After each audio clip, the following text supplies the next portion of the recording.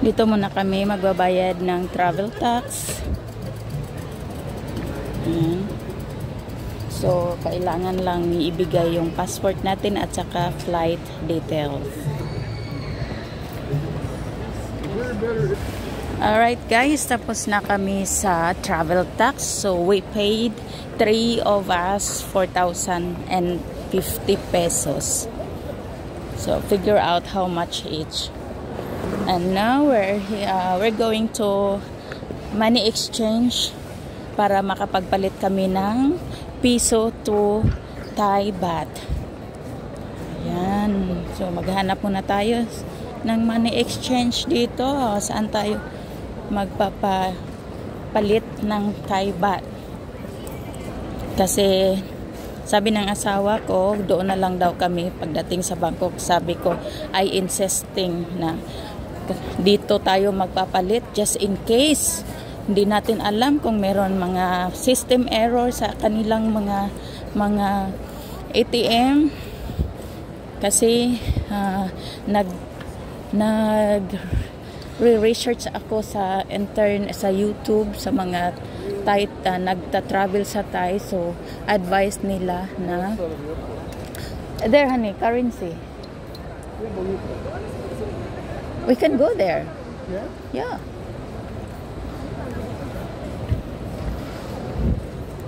Advice nila hanggat maaari ay dito tayo magpapalit habang dito pa tayo sa Pilipinas. Kasi di natin alam na may mga error hindi natin inaasahan. System error.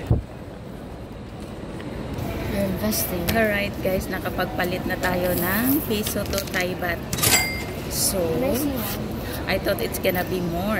It's because nagpapalit ako ng 50,000 peso into Thai baht. It's only 24,000 Thai baht.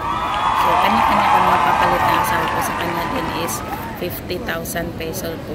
Na din yung pinapalitan niya.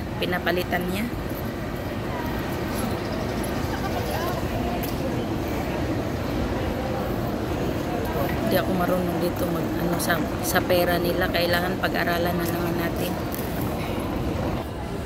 Alright, tapos na din siya nagpapalit ng Thai baht. So, kailangan natin ng small bill ng Thai baht kung baga sa atin para may pangbayad tayo ng mga taxi-taxi. Hindi tayo mahirapan sa mga change. Okay. So, now we're going to check in. So, overall, yung pinapalit namin is 105. 100,000 and 500. 5,000. 105,000 pala lahat. So sana kasya to sa aming laag-laag dito.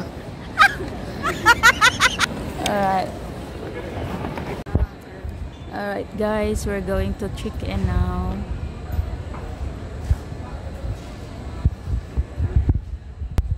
Sana tuloy-tuloy ang aming paglalakbay papunta na naman sa immigration. After this immigration, sana smooth ang immigration namin ngayon. At lahat naman ay sinunod na natin from travel tax.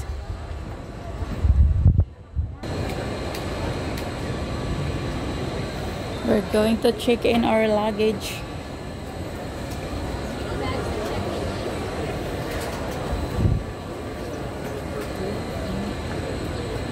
Alright, nakapag-check-in na tayo at punta na tayo sa ating... Where to next, dear? Yes, immigration. Punta na tayo sa immigration. Sana po, hopefully, nag-pray jo kung smooth na ang atong immigration karon. We're still here in immigration line. Medyo na may binalikan kami para sa exit clearance ng asawa ko kasi may I-card siya. So dapat pala pag may I-card, yung foreign na may I-card, kahit naka-permanent resident siya dito sa Pilipinas, ay kailangan pa rin niya magbayad ng exit clearance tuwing mag-i-exit ng Pilipinas. So, ang binabayaran namin ay 2,100. So, yun. So, babalik na naman kami dito sa counter. Finally, okay na ang aming immigration. Medyo natagalan talaga doon sa exit clearance ng asawa ko. Bumalik kami doon sa cashier para magbabayad ng exit clearance for foreign passport. Yung may mga I-card lang pala na hawak. So, there you go. We're going to the airline. Mag-waiting na lang kami doon. Our flight is 12:55.